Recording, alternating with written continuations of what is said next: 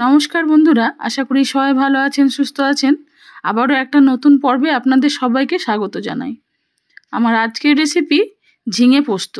নিরামিষ দিনে পেঁয়াজ ছাড়া আপনারা কিভাবে ঝিঙে পোস্ত তৈরি করবেন আর সেই রেসিপি আপনাদের সাথে শেয়ার করছি বন্ধুরা, যেটা গরম ভাতের সাথে খেতে দুর্দান্ত লাগে। তাহলে চলুন রেসিপিটা শুরু করা যাক। এখানে আমি 500 গ্রাম ঝিঙে আগে থেকে ভালো করে ধুয়ে কেটে জল ঝরিয়ে রেখেছি। মাঝারি সাইজ করে দেখুন কেটেছি। ঝিঙে পোস্ত এরকমভাবে কাটলে সব থেকে বেশি ভালো লাগে। আর এর সাথে দেবো আমি কিছুটা আলু। এখানে 3টে মাঝারি সাইজে আলু নিয়েছি, সেগুলোকে একদম ছোট ছোট করে কেটে রেখেছি, কেটে পরিষ্কার করে ধুয়ে রেখেছি। আমার চ্যানেল এখনও সাবস্ক্রাইব করা না থাকলে বন্ধুরা, ভিডিওর পাশে থাকা বেল আইকনটি প্রেস করে আমাকে সাবস্ক্রাইব করার জন্য আপনাদের কাছে অনুরোধ রইল। গ্যাস ওভেনে একটা কড়াই বসিয়ে দিয়ে তাতে আমি 5 চামচ মতো পোস্ত দিয়ে দিলাম। পোস্তটা একটু আপনারা আপনাদের পছন্দ মতো ব্যবহার করবেন। কেউ কমও দিতে পারেন, কেউ বেশি দিতে পারেন। বেশি দিলে খেতে বেশি ভালো লাগে। পোস্তটাকে প্রথমে একটু ড্রাই রোস্ট করে নিতে হবে। 2-1 মিনিট একটু ভালো করে আমি এটা ড্রাই রোস্ট করে নিলাম। এরপরে পোস্ত থেকে যখন একটা সুন্দর গন্ধ বেরোবে তখন পোস্তটাকে তুলে নিতে হবে। দেখুন পোস্তটা সুন্দরভাবে ড্রাই রোস্ট হয়ে গেছে। এবার আমি এটাকে তুলে নিয়ে ঠান্ডা করে তারপরে প্রথমে একটু গুঁড়ো করে নেব, তারপরে বেটে নেব। কড়াইতে দিয়ে দিলাম পরিমাণ মতো সর্ষের তেল। প্রথমে কয়েকটা বড়ি ভেজে নিচ্ছি। এখানে এগুলো বিউলির ডালের বড়ি। বড়িগুলোকে একটু লাল লাল করে ভেজে নিয়ে তুলে নেব। বড়িগুলো ভাজা হয়ে গেছে, বড়িগুলোকে তুলে নিলাম।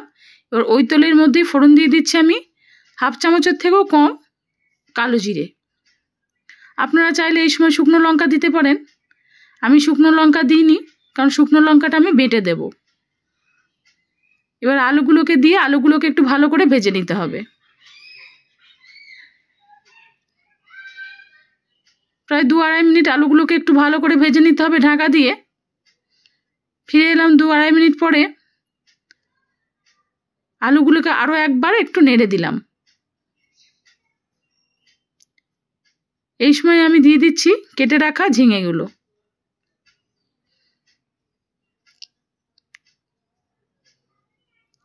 ঝিঙেগুলোকে দেওয়ার পরে দেখুন কড়াইটা প্রায় ভর্তি হয়ে এসছে, কিন্তু একটু কিছুক্ষণ রাখার পরে কিন্তু ঝিঙেটা নরম হয়ে যায়। এবার একটু ঢাকা দিয়ে দিলাম যাতে ঝিঙেটা একটু নরম হয়ে যায়। 2-3 মিনিট পর ফিরে এলাম।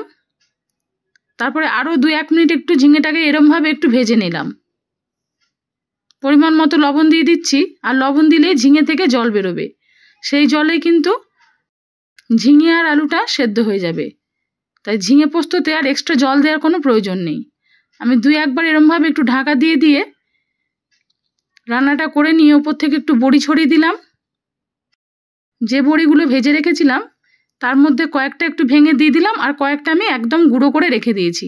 2-3টে কাঁচা লঙ্কা দিয়ে এটাকে ঢাকা দিয়ে 5-7 মিনিট আমি রান্না করে নিলাম। এদিকে পোস্তটাকেও বাটা হয়ে গেছে বন্ধুরা। আমি 2টো শুকনো লঙ্কা দিয়ে পোস্তটা বেটে নিয়েছি। আপনারা যদি ঝাল একটু বেশি খান সেক্ষেত্রে লঙ্কাটা একটু বেশি দিতে পারেন। দেখুন আলু আর ঝিঙে খুব সুন্দরভাবে সেদ্ধ হয়েছে। ঝিঙে থেকে যে জলটা বেরিয়েছিল তাতেই কিন্তু সবজিটা সেদ্ধ হয়ে গেছে। এবার পোস্ত বাটাটা দিয়ে দিলাম।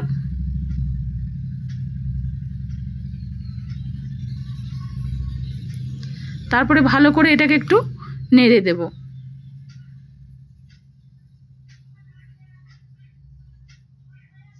দেখুন দেখতেও বেশ ভালো লাগছে। নিরামিষ দিনে আপনারা এরমভাবে ঝিঙে পোস্ত তৈরি করে নিতে পারেন। আর পোস্তটাকে যদি একটু ড্রাই রোস্ট করে দেওয়া হয় এই ঝিঙে পোস্ততে, খেতে কিন্তু বেশ ভালো লাগে।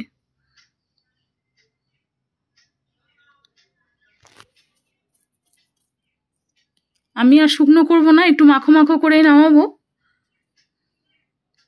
নামানোর আগে দিয়ে দিচ্ছি 1 চামচ মতো ঘি। নিরামিষ দিনে এই ঝিঙে পোস্ততে একটু ঘি দিলে না বন্ধুরা খেতে খুব ভালো লাগে।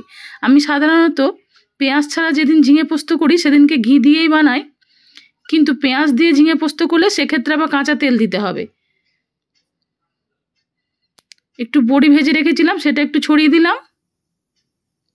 তৈরি হয়ে গেল নিরামিষ ঝিঙে পোস্ত। আজকের এই রেসিপি বন্ধুরা আপনাদের কেমন লাগলো আমাকে কমেন্টে জানাবেন। ভালো লেগে থাকলে লাইক আর শেয়ারের জন্য অনুরোধ রইল। আর যারা আমার সঙ্গে থাকেন, আমার ভিডিও দেখেন বন্ধুরা, তাদের জন্য রইল অনেক অনেক ভালোবাসা, অনেক ধন্যবাদ। গরম গরম ভাতের সাথে পরিবেশন করুন এই রকম ঝিঙে পোস্ত, যেটা বাঙালিদের অত্যন্ত প্রিয় একটা রেসিপি। আমরা তো সাধারণত ঝিঙে পোস্ততে কাঁচা তেল দিয়ে পরিবেশন করি, কিন্তু একদিন এরমভাবে নিরামিষ দিনে একটু ঘি দিয়ে পরিবেশন করে দেখুন, ওপরে বড়ি ভাজা ছড়িয়ে, খেতে কিন্তু দুর্দান্ত লাগে। আজকে আসি বন্ধুরা, আবার অন্যদিন অন্য কোনো নতুন রেসিপি নিয়ে খুব শীঘ্রই আপনাদের কাছে ফিরে আসব।